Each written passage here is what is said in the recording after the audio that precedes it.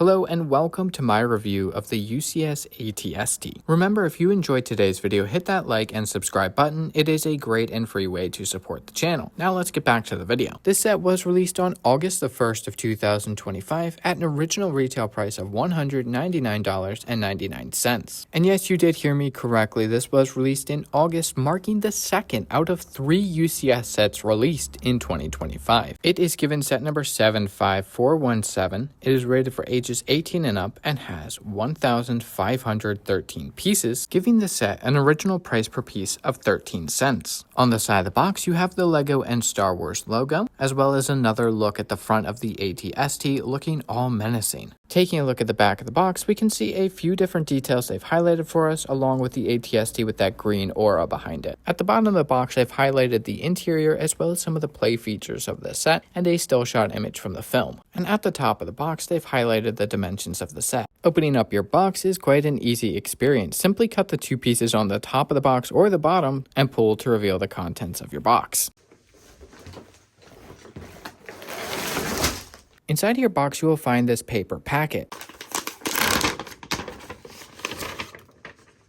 Inside of that paper packet, you will find your sticker sheet and of course your instruction manual. Inside the box, you will find a total of 14 numbered bags and of course your printed display plaque. Inside of your instruction manual are a few special pages, one dedicated to the Builders app, as well as one dedicated to them switching from plastic to paper bags, which I have yet to receive a single set with all paper bags. This page here is about LEGO bringing back the ATST in Ultimate Collector series form nearly 2 decades after the release of the original one. This next page here is kind of a weird one. It's kind of about the ATST's place in the Star Wars universe, a little bit of information about the ATST, and then a summary of the ATST during the Battle of Endor. This page here is all about some of the decisions they decided to make when it came to the design and some changes that they had to make in order to make sure that you had a stable model. These pages here are all about highlighting a bunch of the different details that they put into this model, specifically a lot of the moving parts and greebling details. And lastly, they have some beautiful concept art of the battle on Endor. I love it when they include stuff like this in the instruction manual. So let's go ahead and take a look at the final product and go through everything it has to offer to see, is this set worth the $200 US that LEGO is asking for? First things first, let's go ahead and talk about the extras. The set does include a nice printed display plaque that I showed earlier in the video, and it is absolutely loaded with fun information that you can pause to read. Now this set does come with an exclusive minifigure. This figure does have some very nicely detailed torso and leg printing and has a nice face print. What makes him special is the fact that this figure comes with arm printing. And yes, it is very nicely detailed with some wrinkles in the clothes as well as the Imperial logo on the shoulder. He also has some back printing that is fairly well detailed. Now let's turn our attention back to the ATST Walker because there is a surprising amount to talk about for a model that looks this simple. When it comes to the design of the feet, this is where they compromised on the model the most because they needed to make them wider in order to make the model considerably more stable. I'm going to be using this as a reference image not only for the shaping of the set but also for the finer details because I don't know this stuff off the top of my head. I definitely have to research it for these videos. Even though the shaping is compromised a bit, they still added the fence cutting blade at the front and the cutter actuator that goes down the center of the foot. I do appreciate the amount of rounding that they were able to do even though they had to compromise the overall shape. And another detail that I quite like is the fact that they included these dark tan pieces in order to mimic some dirt and some rust throughout the model. It's not something I'm going to continue to point out. I just think it helps age the model and give it a nice splash of realism. Now these pieces here on the back of the foot are what helps stabilize the model a considerable amount. Now I'm giving the ATST a couple of light taps. Yes, I'm saying light because this thing isn't going to withstand a decent full force push or even a medium force push. But if you bump into your desk, table, or even bookshelf, this should help it stay pretty stable. On the underside of the foot, you have a bunch of these little rubber pieces that clip into Technic holes. This does help stabilize the model, but also keeps it stationary on more slick surfaces like hardwood.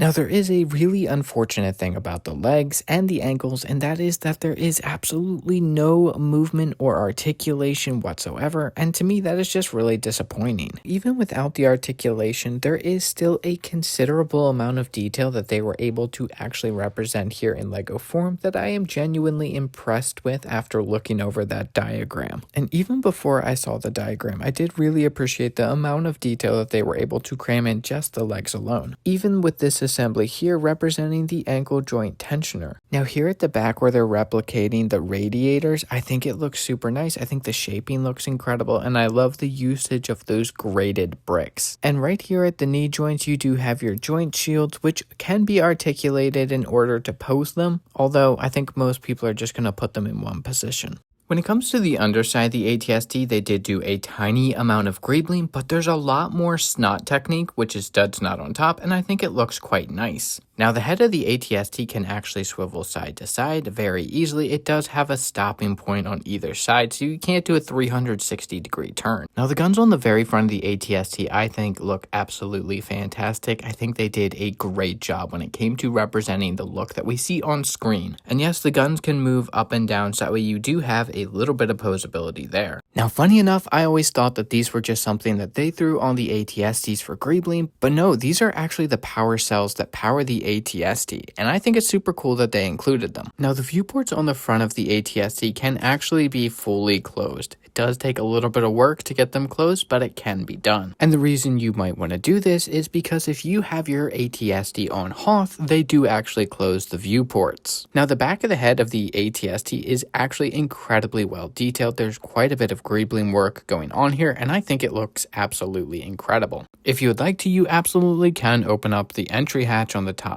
But if you would like even more access to the cockpit, you can completely open up the top of the ATST. Now, on this side of the cockpit, you do have the concussion launcher, and I think this looks absolutely incredible and very accurate to what we see on screen. And yes, the weapon can actually be articulated. The whole thing can spin 360 degrees around. And on this side of the cockpit, we have the light blaster cannon, which looks pretty accurate to what we see on screen, although not perfect. And just like the concussion launcher, this thing can actually be articulated, and it rotates 360 degrees around. This gives you a pretty good idea of what the inside of the cockpit looks like. This is definitely not minifigure scale, so yes, minifigures do look a little bit funky inside of these seats, and there's nowhere for them to actually attach because there are no studs on these seats. The center of these seats here are in fact stickered pieces. Now, they don't look absolutely horrendous, but I do wish that these were prints. And lastly, we do get some very nice control panels, one of them being stickered there in the center, and then the other four are just some printed pieces that we've seen in numerous other sets, but it does make the cockpit feel a little bit more lively. Now, without doing a full in-depth comparison of all the different similarities and differences between these two different models, the first thing we can clearly see the difference in is size. And the big question we gotta ask ourselves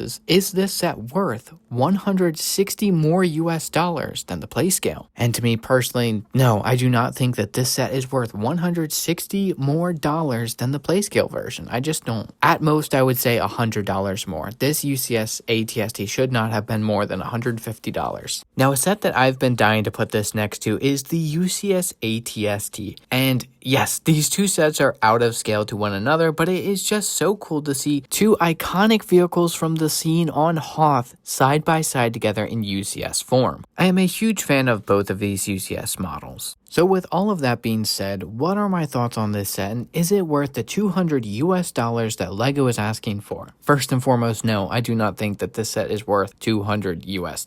I think at most LEGO should be charging $150 to $160. This set just doesn't feel like it provides enough value. That is not the fault of the consumer. That is up to LEGO to make it feel like it's worth the price tag. If they're going to be charging these absolutely premium prices, then they have to be providing a premium product. I don't think that stickers should be a thing in UCS sets, at least not at the level of quality that they're currently producing. This set also feels like it's missing an extra ATST driver to fill both of those seats. The ATST drivers also need to have dual molded legs to represent the black boots. The legs on this ATST also should have had some degree of articulation in them as well. To have absolutely no articulation, no choice of posability, to me is just unacceptable. Look, times are tough these days, money doesn't go as far as it used to, and it gets harder and harder to sit behind this camera and microphone and tell you that these sets are worth the price. They're just not anymore. I give this set a 7 out of 10. It needs some improvement, but overall it's not a bad set. If you can find this set for $150 and below, it's worth the pickup. Other than that, I'd stay away. But that's all I have to say on this set. Thank you so much for watching. I hope you enjoyed. If you did, hit that like and subscribe button. It's a great way to support the channel. And let me know your thoughts in the comment section down below. But until next time, stay bricked up and enjoy what you love.